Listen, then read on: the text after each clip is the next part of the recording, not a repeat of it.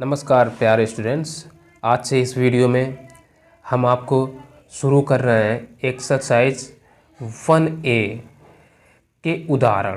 पहले उदाहरण बताएंगे, इसके बाद एक्सरसाइज बताएंगे, क्योंकि अभी तक आपको यूट्यूब में जितने भी एक्सरसाइज या जितने भी वीडियोज़ मिलेंगे किसी किसी के भी हों तो वो पुराने पैटर्न के अकॉर्डिंग मिलेंगे। अब यहाँ पर हम आपको नए पैटर्न के अनुसार वीडियो बता रहे हैं और उनका सॉल्यूशन भी प्रोवाइड करवा रहे हैं।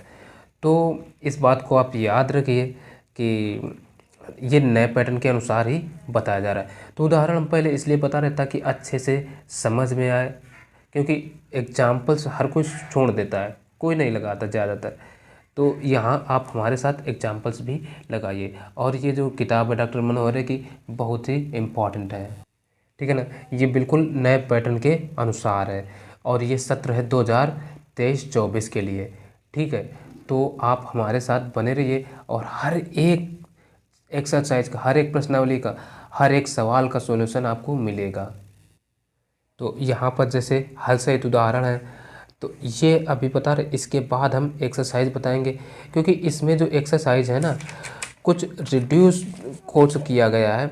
NCERT ने काफ़ी सारा कोर्स जो है ना हटा दिया इस वर्ष, तो उसी के अकॉर्डिंग ये एक्सरसाइज हैं, आप देख सकते हैं यहाँ पर। और अभी पहले की जो एक्सरसाइज, पहले की पुरानी किताबें होंगी उसमें ये चीज़ें नहीं, ये होंगी लेकिन दूसरे हिसाब से। इसके पहले भी कुछ प्रश्नावलियाँ होंगी। तो यहाँ पर जैसा कि देख सकते हैं 1A है ये, तो ये 1A होने का मतलब है पहले तो कुछ कोई 1A दूसरी एक्सरसाइज हुआ करती, यहाँ अब ये है। इसका मतलब ये है कि कोर्स रिड्यूस किया गया है, NCERT ने कई सारे टॉपिक्स हटा दिए हैं, तो इसलिए 1A एक्सरसाइज ये बनी है। इस पर एक हमने लाइव क्लास चलाई थी, उस पर भी आप वो देख सकते हैं क्या क्या कम किया गया है। नहीं, एक इसके लिए सेपरेट वीडियो और बना देंगे।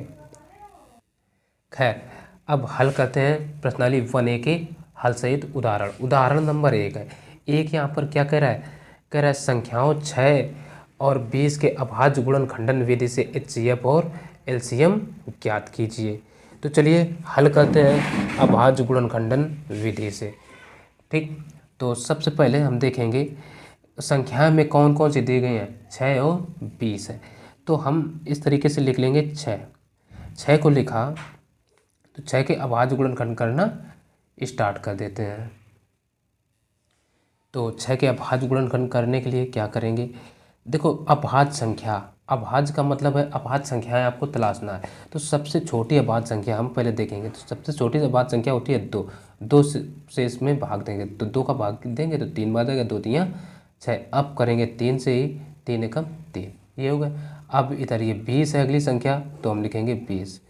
20 को भी छोटी से छोटी अभाज्य संख्या से पहले काटना स्टार्ट करेंगे। तो सबसे छोटी होती है 2, 2 कम 2, 2 पंचे 10। फिर 2 से 2 कम 2, 2 पंचे 10। अब 5 खुद एक अभाज्य संख्या होती है, तो 5 से ही कटेगा, 5 एकम 5।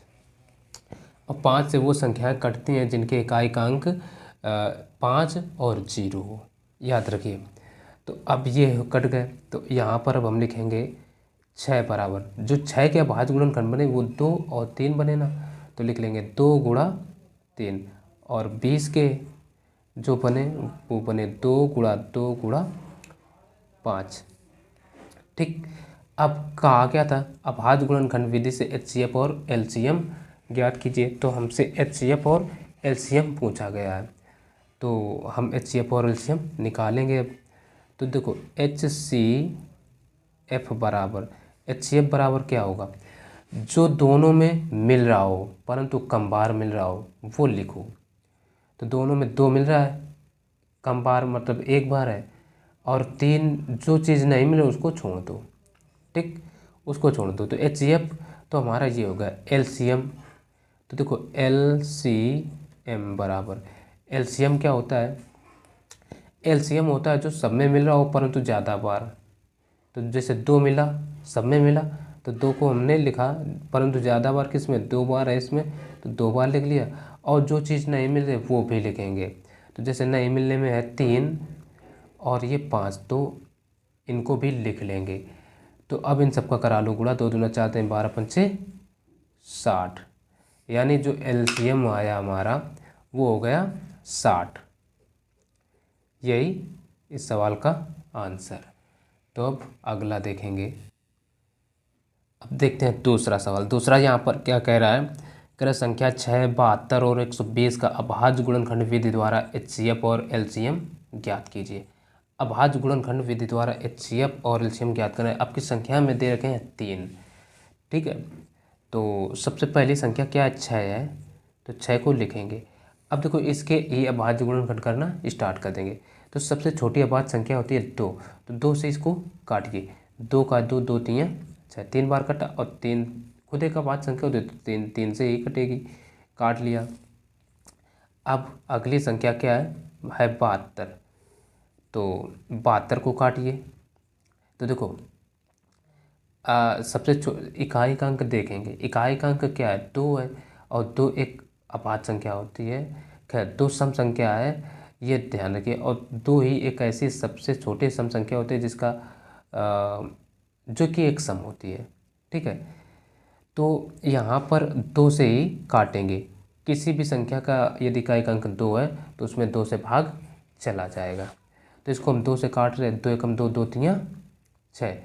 अब देखो यहाँ 7 है, जबकि भाग हमारा 6 तक गया, तो 1 बचा, तो 1 यहाँ आ गया, 12 हो गए, तो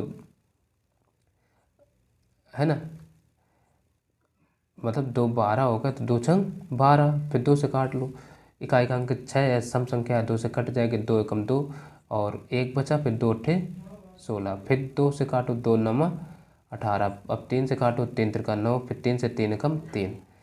अब 120 को, अब 120 को भी काटेंगे। तो किससे काटेंगे, इकाई का अंक 0 है, 0 एक सम संख्या होती है, तो सम संख्या कोई भी हो 2 से कटती हैं, 2 छंग 12। फिर इकाई का अंक 0 है, 2 से फिर कटेगी, 2 तियाँ 6। फिर इकाई का अंक 0 है, 2 से कटेगी, 2 एकम 2, 3 है, ऐसा 2 का पाड़ पड़ेगी, 3 से जाना है, तो 2 एकम 2, 2 तक जाएगा, जबकि 1 बचा, तो 1 वो यहाँ आ गया 0 और 3 के बीच में, तो होगा 10, तो 2 पंचे 10। फिर अब 15 आ गए। अब देखो विषम संख्या आ गई। विषम संख्या 2 से नहीं कटती है, तो ये कटेगी 3 से, तो 13 5 15। अब ये विषम संख्या खुद 5 है और अभाज्य है, तो 5 से ही कटेगा, 5 एकम 5, ठीक। ये चीज़ यहाँ तक गुणनखंड करना समझ में आया होगा। गुणनखंड पर एक हम अलग से सेपरेट वीडियो बनाने वाले हैं, ठीक है। कैसे आपको करना है, जो भी कन्फ्यूजन हो सब कुछ कवर करेंगे। अब देखो यहाँ 6 के गुणनखंड जब हमने किए तो 6 बराबर आ गया हमारा 2 गुणा 3। यहाँ देखिए 6 के बराबर केवल आया 2 और ये 3, तो हम लिखेंगे 2 गुणा 3। अब फिर 72 है, तो 72 के जो गुणनखंड बने 1 2 3 बार 2, तो 2 गुणा 2 गुणा 2, और 2 बार है 3, तो 3 गुणा 3। इसके अलावा 120 है, तो 120 बराबर जो 3 बार 2, 2 गुणा 2 गुणा 2, इसके अलावा 3 और फिर है 5, ये हो गए। अब हमसे पूछा क्या था सवाल में, एचसीएफ और एलसीएम। तो देखो एचसीएफ पहले निकालेंगे, तो एचसीएफ बराबर, एचसीएफ बराबर क्या होता है, एचसीएफ बराबर जो सब में मिल रहा हो परंतु कम बार। तो देखो 2 हाँ सब में मिल रहा है, तो 2 लिखा, अब कम बार हो गया। 3 तो मिल नहीं रहा है, हाँ 3 भी है, इसमें भी इसमें भी, परंतु कम बार एक बार ही है, तो 6 6 नहीं 3, ठीक है ना, ठीक है, गुणा 3, तो ये बराबर हो गया 6। तो एचसीएफ जो आया वो 6 आ गया। अब बचा एलसीएम, तो देखो लिखेंगे एलसीएम। एलसीएम बराबर, एलसीएम बराबर क्या होगा, जो सब में मिल रहा हो परंतु ज़्यादा बार, पहले वो चीज़ देख लो। तो सब में 2 मिला, लेकिन ज़्यादा बार किस में है, इनमें है 3 बार, तो हम यही ज़्यादा बार लिखेंगे, 2 गुणा 2 गुणा 2। फिर इसके अलावा क्या है 3, परंतु ज़्यादा बार, देखो इसमें 1 2 बार है, तो हम लिखेंगे 3 गुणा 3। फिर जो ना मिल रहा हो वो भी लिख लो। तो ना मिलने वाला केवल ये 5 है, तो 5 को भी लिख लेंगे। अब देखो इन सबका करा दो गुणा, तो 2 दूना 4 दूना 8, ठीक, 8 पंचे 40, अब 3 त्रिका 9, 9 चौको 36, यानी 360 आ गया। तो 360 ही इस सवाल का ये आंसर हो गया, जो कि एलसीएम आया हमारा। ठीक है, अब यहाँ पर अगला यानी चौथा जो सवाल है, चौथा नहीं ये तीसरा सवाल है। ठीक है, तीसरा सवाल है, क्या कह रहा है अभाज्य गुणनखंड विधि द्वारा 96 और 404 का एचसीएफ ज्ञात कीजिए और फिर इनका एलसीएम ज्ञात कीजिए। और ये जो सवाल है ना, पूछा गया एनसीईआरटी का सवाल है, उत्तर प्रदेश 2021 एसजेड पेपर में और 2022 में एवी में पूछा गया। तो ये इम्पॉर्टेंट सवाल है, इस बात का भी ध्यान रखिए। तो चलिए हल करते हैं। तो सबसे पहले हमें क्या करना है, 96 और 404 का एचसीएफ ज्ञात करना है गुणनखंड विधि से। तो हम लिखेंगे 96, ये 96 लिखा, और हम जान रहे हैं कि 96 एक अब मतलब 96 का इकाई क्या है, एक सम संख्या है 6 है। तो ये 2 से कटेगी, काट लो। 2 का पहाड़ा ऐसा पढ़ो कि 9 से जाना, तो 2 चौको 8, 4 बार गया, यानी 8 तक गया, और इधर है 9, तो 1 बचा ना, तो 1 वो यहाँ आ गया, 16 हो गए, तो 2 अट्ठे 16। फिर 2 से काटा, इकाई का अंक 8 है, तो सम संख्या है 2 दूना 4, 2 चौको 8, फिर 2 से 2 एकम 2 और 2 दूना 4, फिर 2 से 2 छंग 12, अब फिर 2 से 2 तियाँ 6, अब 3 से कटेगा, 3 एकम 3। ठीक, इसी प्रकार से 96 है, तो 96 नहीं 404 है, 404 को हमने लिखा, और ये कटेगा 2 से, 2 1 देखो अभाज्य संख्या होती है, अभाज्य गुणनखंड कर रहे हैं ना, तो 2 दूना 4 0, फिर 2 दूना 4, फिर 2 से कटेगा, 2 एकम 2 0, 2 एकम 2। अब ये किसी पहाड़े में 101 संख्या आती नहीं, तो 1 को 101 से ही काट लो, तो ये कट गई। अब इसके जो अभाज्य गुणनखंड बने उनको हम कुछ इस तरीके से लिखेंगे, जैसे 96 बराबर 96 को लिखेंगे, देखो 1 2 3 4 5 बार 2 है ना, तो 2 गुणा 2 गुणा 2 गुणा 2 और गुणा 2। अब इसके बाद क्या है, 3 है, तो गुणा 3, और ये 404 को लिखेंगे 2 गुणा 2 गुणा 101। अब यहाँ पर क्या कहा था, ध्यान दीजिए, कहा था एचसीएफ ज्ञात कीजिए। तो पहला काम है एचसीएफ ज्ञात करना। तो हम एचसीएफ ज्ञात करने के लिए लिखेंगे एचसीएफ बराबर क्या हो जाएगा, जो सब में मिल रहा हो परंतु ज़्यादा बार नहीं कम बार। तो देखो 1 2 मिला तो 2, फिर ये भी 2 मिल रहा, यानी कम बार हम देख सकते हैं 2 बार मिल रहा है, तो यही लिख लेंगे 2 गुणा 2। और जो ना मिल रहा उसको छोड़ दो, तो इनका गुणा में है ना 2 बार ही मिला, जो नहीं मिला 101 छोड़ दिया, तो इनका करा लो गुणा, 2 दूना 4, और यही 4 हो गए सवाल का इनका आंसर। परंतु इसके अलावा भी कुछ का और फिर इनका एलसीएम ज्ञात कीजिए। तो एलसीएम ज्ञात करना है, इसके लिए एक सूत्र होता है, तो सूत्र यहाँ पर हम लिखे दे रहे हैं, ये याद रखना।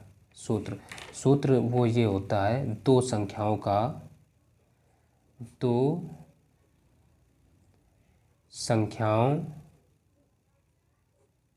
का गुणनफल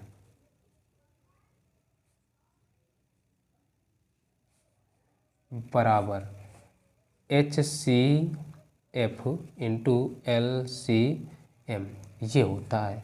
तो दो संख्याएं हमारी कौन सी होंगी, 96 और 404 होगी।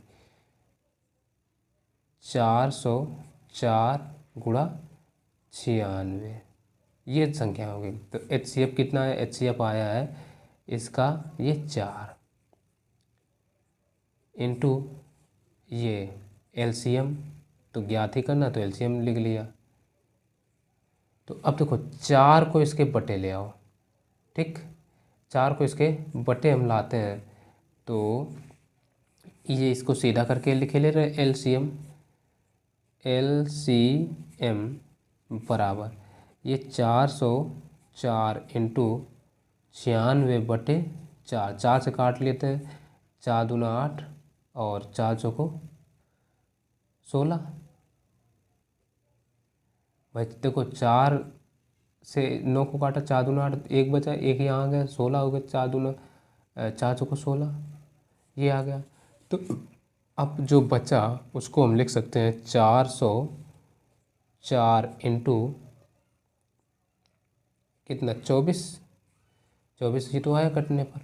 तो इसको गुणा कराएं, तो जब इसका गुणा कराएं तो जो 24 चौको 96, 96 के 6 जीरो है तो 9 ही आ जाएंगे, फिर 24 चौको 96, तो यानी 96 96 जो है वो इसका एलसीएम आया। हम लिख सकते हैं एलसीएम बराबर 96 96, यही आंसर हो गया। ठीक, तो अगला सवाल भी अब देख लेते हैं। अब जो चौथा सवाल है वो कह रहा है संख्याओं 4 टू द पावर n पर विचार कीजिए जहां n एक प्राकृत संख्या है। जांच कीजिए कि क्या n का कोई ऐसा मान है जिसके लिए 4 टू द पावर n अंक शून्य पर समाप्त होता है। चौथा उदाहरण आप देख सकते हैं। ये सवाल हमसे कहा है, तो ये लिखने वाला सवाल है, इसलिए हमने पहले से ही ये लिख दिया है क्योंकि बड़ा समय लगता है ऐसा लिखने में। बस अब यहाँ समझिए, हमें अंक शून्य पर वही संख्या समाप्त होगी, उसी संख्या का हम समापन शून्य पर करते हैं जिसका यदि अभाज्य गुणनखंड करें तो वो 2 और 5 के घात के रूप में आ जाए। तो जैसे हमने क्या किया, यहाँ 4 टू द पावर n के गुणनखंड किए, अभाज्य गुणनखंड, तो 2 गुणा 2 बने, तो इसको हम लिख सकते हैं 2 इंटू 2 टू द पावर 4। अगर ये 2 है, ठीक, 2 गुणा 2, यानी इसको हम लिखना चाहें तो 2 का होल स्क्वायर भी लिख सकते हैं, उसकी पावर भी तो कुछ ऐसे लिख सकते थे ना, 2 टू द पावर 2 को होल स्क्वायर और पूरे का भी स्क्वायर कुछ ऐसे लिख सकते थे। तो इसी को हम कुछ इस तरीके से लिख लिए 2 टू द पावर 2n, ऐसे लिख लिए। अब जब इस रूप का लिखा तो अब यहीं से हमें ये चीज़ समझ में आ गई, क्योंकि यहाँ 4 टू द पावर n के अभाज्य गुणनखंड 2 to the power m into 5 to the power n के रूप के नहीं है, जबकि किसी n के लिए 4 टू द पावर n के अभाज्य गुणनखंड में 5 का आना अनिवार्य है। यानी जबकि 5 का आना इसमें अनिवार्य ही था कि तभी तो इसका जो है ना इकाई का अंक या इसके अभाज्य गुणनखंड शून्य पर समाप्त होते। ऐसी कोई भी संख्या होती जिसके लिए 4 टू द पावर n अंक शून्य पर समाप्त होता, लेकिन इकाई का यानी इसके अभाज्य गुणनखंड में 5 तो है ही नहीं, 5 नहीं है तो ऐसा कोई भी संख्या नहीं होगी जो कि शून्य पर समाप्त हो। ये केवल कुल मिलाकर के लिखना था, तो आप देख सकते हैं ऐसे लिख सकते हैं। ठीक, तो केवल ध्यान दीजिए अभाज्य गुणनखंड करो, अभाज्य गुणनखंड में यदि 2 और 5 के रूप का बन रहा है तो हाँ, नहीं तो ना, बस इतना याद रखिए। अब देखते हैं अगला सवाल। अगला सवाल जो है 5वां नंबर, वो कह रहा है 65 और 117 के HCF को 65m-117 के रूप में दर्शाया गया है। m का मान ज्ञात कीजिए, साथ ही भाज्य गुणनखंड विधि से 65 और 117 का LCM भी ज्ञात कीजिए। यानी LCM भी ज्ञात करना है और HCF भी ज्ञात करना है। ठीक, HCF ज्ञात करने के बाद भी ही हम m का मान ज्ञात कर पाएंगे। तो चलिए m का मान निकालते हैं, उसके पहले HCF। तो सबसे पहले संख्याएं जो दी गई हमें 117 और 65 हैं, तो हम 65 को अभाज्य गुणनखंड से हल करते हैं। तो देखो इकाई का अंक 5 है, तो संख्या ये किससे 5 से कटेगी, तो 5 एकम 5, 6 में भाग दिया तो 5 एकम 5 एक बार गया। अब 6 तक है, यहाँ 6 भाग गया 5 तक, तो एक तो बचा, एक यहाँ आ गया, तो 15 हो गए, 5 3 15। अब 13 एक अभाज्य संख्या होती है, 13 से ही कटेगा। अब लिख लो 117। 117, अब हम इसको देखेंगे कि ये कितने से कटेगा। तो सबसे पहला काम करते हैं हम अंकों इकाई इसके अंकों का योग करते हैं। तो देखो 7 1 8 1 9, अंकों को जोड़ा तो 9 आ रहा है। 9 जो है ना वो 3 से विभाजित हो जाता है, तो 3 से ये संख्या पूरी पूरी विभाजित होगी। तो देखो 3 तिरका 9, इधर 11 है, 9 तक भाग गया तो 2 बचे, 27 हो गए। तो 3 नमा 27। अब ये आ गया 3 से ये संख्या फिर कटेगी, 3 कम 3 और 3 तिरका 9। अब ये 13 से ही कटेगी, 13 कम 13। तो जो 65 आया, तो 65 बराबर हम लिख सकते हैं 5 गुणा 13 और 117 बराबर लिख सकते हैं 3 गुणा 3 गुणा 13। तो यहाँ से जो HCF निकलेगा वो आ जाएगा HCF बराबर, जो सब में मिल रहा हो परंतु कम बार, तो 13 सब में मिल रहा है तो 13 ही हो गया HCF। HCF जो है ना वो 13 आ गया। इसके अलावा का M का मान ज्ञात कीजिए। तो M का मान ज्ञात करने के लिए हमें प्रश्न में क्या कहा है, कह रहा 65 और 117 के HCF को, यानी इसका जो HCF है इसके बराबर दर्शाया गया 65 माइनस 117 के। तो हम लिख सकते हैं प्रश्नानुसार, प्रश्नानुसार प्रश्न हमारा है 65M, 65M minus 117 is equal to क्या है, HCF ऑफ किसका किसका, 65 कामा 117 का, इसी के बराबर तो दर्शाया गया है। तो अब देखो आगे हम इसको अगर लिख सकते हैं तो 65M माइनस 117 बराबर इसका HCF आया 13, तो 13 के तो 117 को इधर भेज दो तो ये आ जाएगा 65M बराबर, तो 13 प्लस का 117 तो 65M,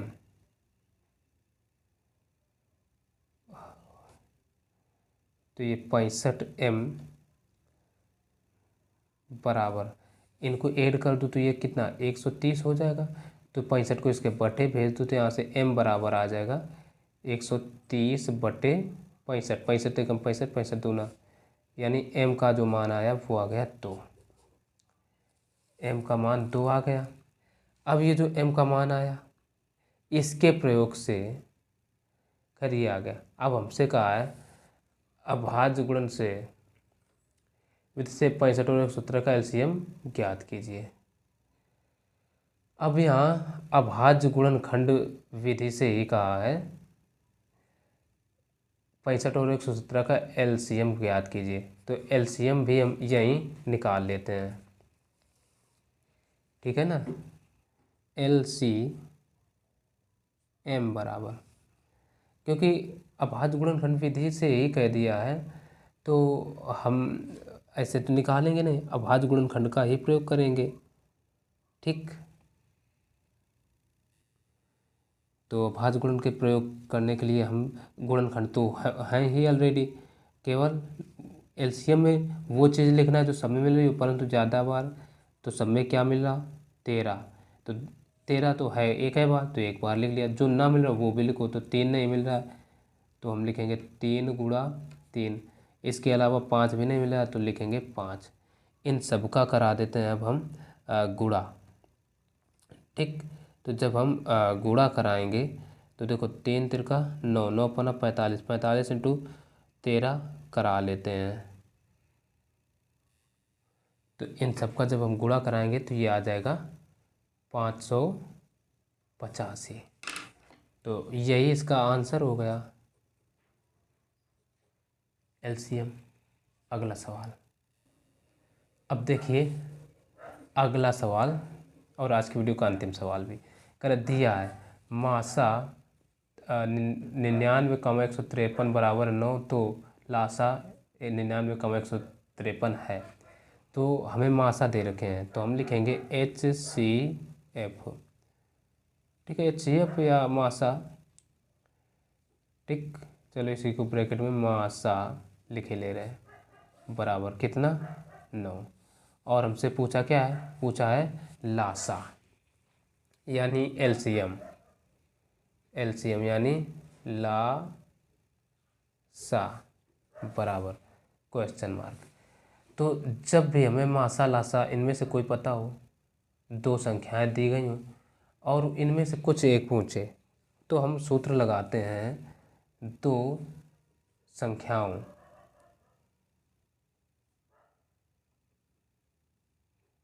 का गुणनफल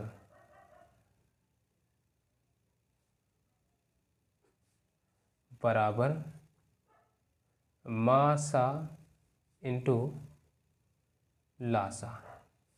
तो यहाँ पर दो संख्याएं कौन सी, संख्या 99 और 153 हुई। तो 99 इंटू 153 बराबर मासा, मासा क्या हुआ, मासा तो 9 आ गया, तो लिखेंगे 9 इंटू लासा पता ही नहीं है तो ला सा। तो यहाँ से 9 को उसके बटे भेज दो तो ये आ जाएगा ला सा बराबर, सीधा करके लिखे ले रहे हैं 99 इंटू 153 बटे कितना 9, 9 एकम 9, 9 एकम 9, यानी लासा बराबर 11 है। तो 11 दिया 33, 11 पचे 55 3 58, 11 कम 11 5 16, 1683। और यही हमें विकल्प दे रखे हैं, वो विकल्प है चौथा। तो चौथा ये विकल्प जो है ना वो आंसर हो जाएगा। तो आप देख सकते हैं। तो आशा है ये वीडियो अच्छे से समझ में आएगा। तो इस वीडियो को यहीं पर समाप्त करते हैं। बाकी के जो अगले सवाल हैं अगले वीडियो में बताएंगे। तो चलिए मिलते हैं फिर अगले वीडियो में, तब तक के लिए नमस्कार, जय हिंद, जय भारत।